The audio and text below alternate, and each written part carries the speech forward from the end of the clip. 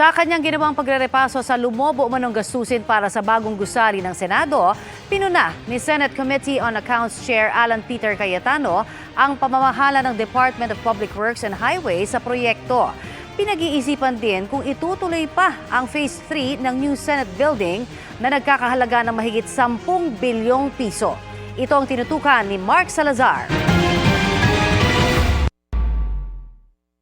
Habang niriripaso ng Senado ang lumobo umanong gastusin para sa pagpapagawa ng bagong tanggapan nito, sinabi ni Senate Committee on Accounts Chairman Alan Peter Cayetano na itutuloy ang trabaho sa Phase 1 at Phase 2 ng proyekto.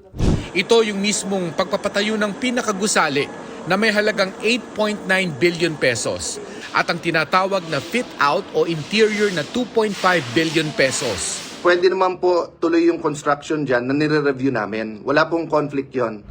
Pero may question pa raw sila sa Phase 3. Ayon sa budget overview na inilabas ni Cayetano kanina, may 10.33 billion na aprobadong budget para sa finishing touches, gaya ng security at IT system, safety and management building, pati ng mga furniture at equipment.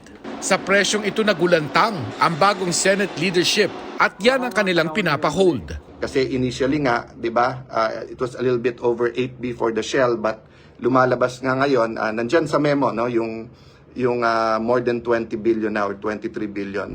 Wala pa umanong nakikitang anomalya si Cayetano sa puntong ito. Pero sa report ni Cayetano kay Senate President Chis Escudero, kabilang sa pinunan niya ang 833 million pesos na dagdag gastos dahil sa mga hindi nasunod sa plano. May puna rin ang Senate Coordination Team sa kalidad ng trabaho ng Department of Public Works and Highways o DPWH na lihis sa terms of reference. May mga materyales din daw na kahit hindi pa kailangan ay binili na.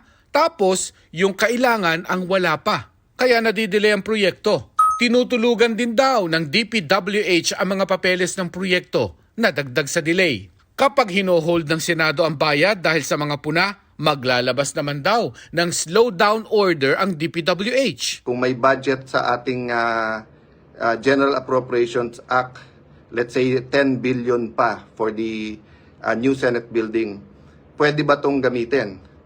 Kung nasa budget po, di pwede. Pero dapat ba? So we should not only be talking about what's legal, but also what's moral.